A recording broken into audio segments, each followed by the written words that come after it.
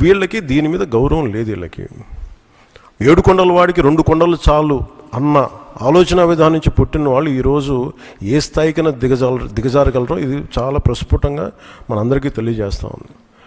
ఇది we are very clear about protecting the traditional Hindu values, dharmic values. We are very clear about it. మేము చాలా స్పష్టంగా ఉన్నాం.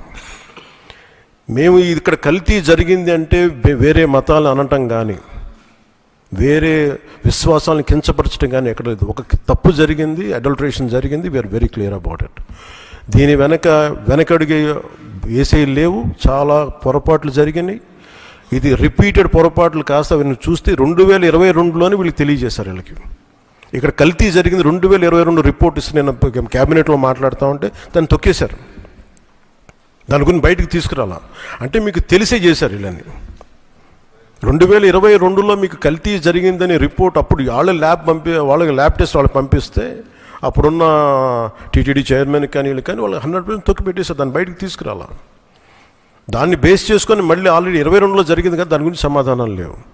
ఇవన్నీ తెలిసి కూడా మీరు అయోధ్యకి కల్తీ లడ్డులు పంపించారు. మీరు ఇది విశ్వాసాల మీద మీరు కొడుతున్న దెబ్బ. ఇది మీ ఆలోచన ఏంటి అది అనేది మీరు తెలుసుకోవాలి. అందుకే మీరు భగవంతుని మీద పగ పెట్టుకున్నవాడు ఎవడైనా సరే, 7 కొండల వాడి మీద పగ పెట్టుకున్నాడు ఎవరైనా సరే మట్టి కరిచిపోతారు తప్ప మీరు ఇలా బుకాయించుకొని చేసిన తప్పులు క్షమాపణ వేడుకోండి తప్ప మీరు కూర్చోబెట్టి మేము క్షమాపణ, మీరు భగవంతుడికి మీరు క్షమాపణ చెప్పాలి.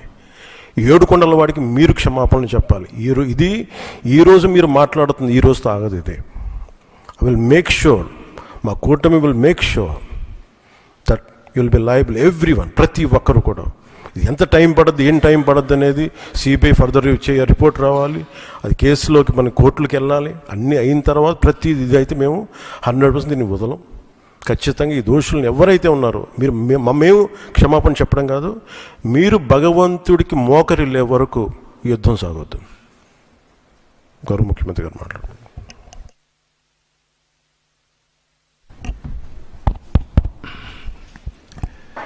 అందరికీ నమస్కారాలు. ఇప్పుడే కేశవ్ గారు వాస్తవాలన్నీ కూడా